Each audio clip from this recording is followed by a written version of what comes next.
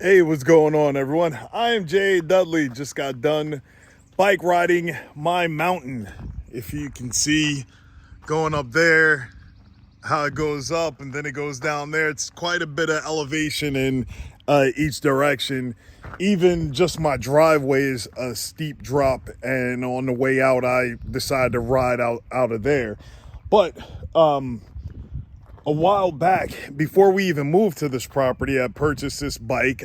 Yes, it is a Walmart special, but I've had some good luck with Walmart bikes in the past. I've got some. Most of the time, I make sure to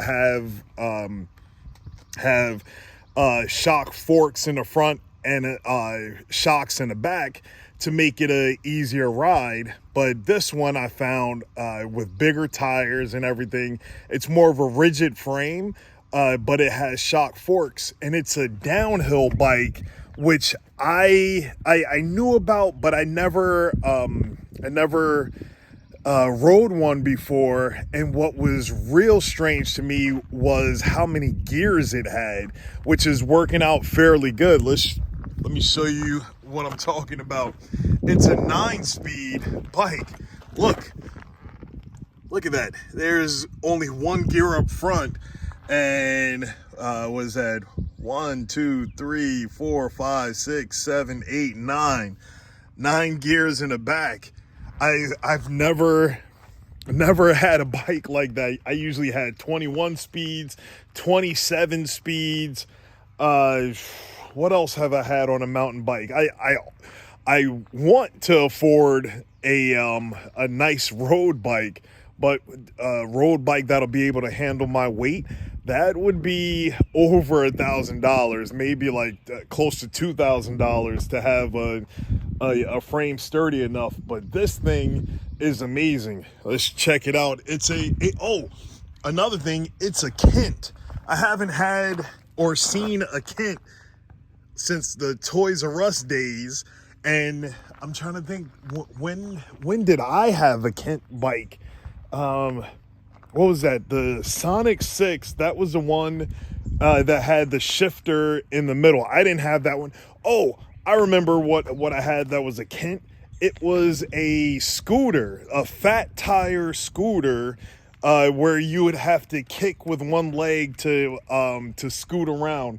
But it wasn't like those fold up ones with the roller skate wheels that's on it. It actually had big tires on it. So I had a Kent scooter way back when. It was like some type of red or maroon or something like that.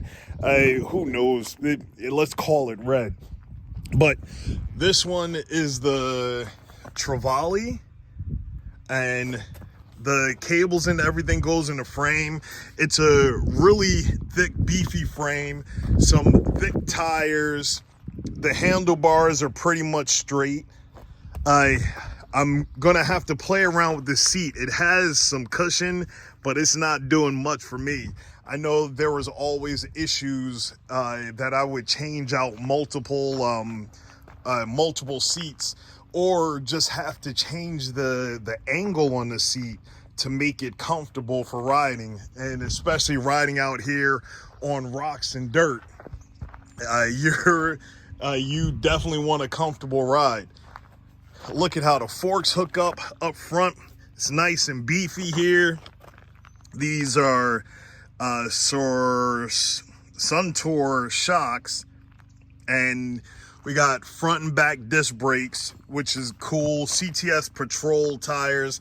Don't know who makes them, but they are wide and can carry my weight. I'm happy about that. The post right here is a really long seat post. On my last bike, the reason why I had to get this one, my last bike that I kept on a bike trainer, the riding it hard on a bike trainer stationary, I ended up breaking the post, and not the seat post. I didn't break the seat post.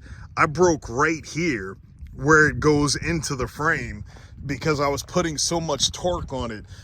I'm nowhere. I have thick legs, but I'm nowhere near like that German Quadzilla. That dude is a beast.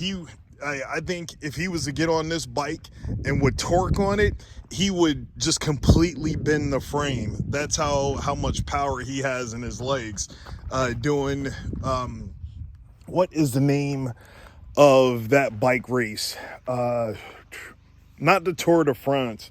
The indoor bike racing where they are on fixie tires. I mean, fixie bikes that only have one gear. And they go around in this oval on a wood track or something like that. But that dude is a beast. He's an Olympian and all other type of accolades. But another strange thing, there's no gear shift here because there's no gears to shift right there. And up here, who makes this shifter? Micro Shift Advent. Never heard of them. It's not Shimano. Yeah, I need to look up this company, Advent. I'm used to having Shimano shifters on all my bikes, but it's working out good. I didn't put my speed and cadence sensor on here just yet.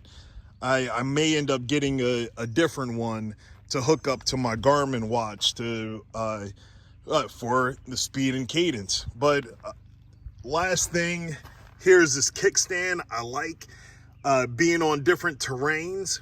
It's an adjustable kickstand. You press that red button and you can adjust the kickstand down lower. And in case you're on a hill or higher, it's a pretty nice kickstand. Both front and back wheels you could take apart. They have the quick disconnect on the front and back wheels. I like it. Oh, and it's adjustable. The front shock is adjustable up here. I haven't played around with that much. I didn't want it too soft because it would just bound too much, and I didn't want it too stiff because it would be too rigid of a ride. I'm not going up in there with the bike, at least not yet. But going downhill, I like it to be nice and sturdy and have a little bit of bounce and give, but not where it's spongy that everything you go over it's just like you're floating on a car with hydraulics or something like that. But this is my new bike. Got a nice little sweat today, going a couple of miles up and down the road. I plan to be able to take this all the way down the mountain and be able to get back up, but that's going to take some time to get my endurance back up to that. And sweat is going in my eye. What else? I'm just out here. I rucked this road. Now I'm riding my bike on this road. Eventually going to have to add stuff to like carry capacity on this bike. And it's not electric. It's all Dudley powered, and it's pretty cool. On it, it also has some pretty solid pegs. So hopefully I don't torque too hard on these and smash that and rip this out of here or inside of here, because I've done that before on bikes, to where I would just be pushing too hard, the bike couldn't handle it, and it would just rip to shreds. But that's about it for me. This is my new bike. It's a Kent bike from Walmart. I'm glad that I found it because it had a pretty good price. It's a sturdy bike. Shocked about it only being nine gears, not a 21 speed, but it's been working out good. It was a little bit of a learning curve. But thank you all for watching. Shalom.